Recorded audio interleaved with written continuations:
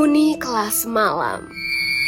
Gue yakin di setiap sekolah itu pasti ada aja cerita menyeramkan di sekolahnya. Kayak di kamar mandi sekolah gue kan itu bekas kamar mayat.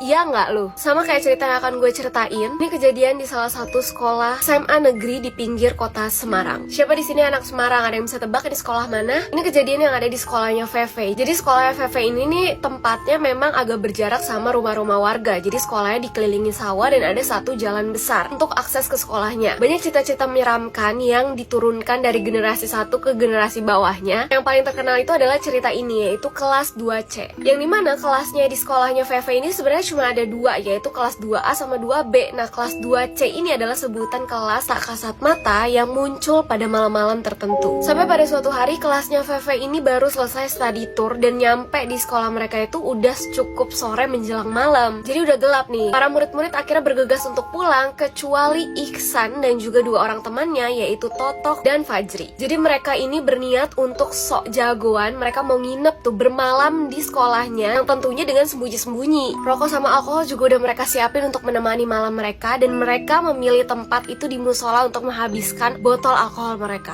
Sampai pada melewati tengah malam, tiba-tiba listriknya itu mati. Mereka pada kebingungan tuh nyari saklar listrik bermodalkan korek api doang. Pada saat itulah mereka sadar bahwa ada satu kelas yang lampunya itu nyala. Akhirnya mereka memutuskan untuk pergi ke kelas itu. Pas mereka menuju ke kelas yang menyala tersebut, itu tuh ada yang aneh karena mereka samar-samar ngelihat bayangan-bayangan yang ada di balkon kelas tersebut. Padahal kan harusnya nggak ada orang kan, mereka doang di situ. Sebelum nyampe ke kelas itu, si Fajri ini udah ngerasa gak enak banget dan udah nyuruh si Iksan sama Totok untuk ayolah kita cabut aja pulang. Iksan sama Totok ini juga ngerasa perasaan yang aneh pada saat menuju kelas, cuma mereka tuh lebih memilih untuk ke kelas itu karena di situ kan terang ya, jadi mereka pengen cepet-cepet ke tempat yang terang. Sampainya mereka di dalam kelas, mereka melihat ada satu orang yang duduk di dalam kelas, Pak Sunar, petugas penjaga sekolah mereka. Iksan yang ngelihat itu tuh langsung pengen buru-buru masuk buat nyamperin Pak Sunar, tapi Totok sama Fajri langsung ngelarang dan bilang pulang, pokoknya kita pulang sekarang juga. Melihat kedua temannya yang sepakat untuk pulang, akhirnya mau nggak mau Iksan juga kayak ya udahlah ya pulang. Sampailah mereka di luar sekolah, barulah Totok menceritakan apa yang dia lihat di kelas itu. Kalau itu Pak Sunar, kenapa dia nggak punya kaki? Fajri juga ngomong, terus anak-anak yang ngerayap di langit-langit kelas itu siapa? Nah, cerita ini tuh baru mereka ceritakan kepada teman-teman di kelas mereka ini 1 minggu setelah kejadian tersebut. Karena selama 1 minggu setelah malam itu, mereka bertiga ini sakit demam tinggi. Fajri juga bercerita bahwa selama dia sakit, dia pernah didatangi oleh sosok murid berwajah pucat dengan mata satu, berambut panjang yang ada di langit-langit kamarnya. Persis dengan apa yang dia lihat di kelas malam itu.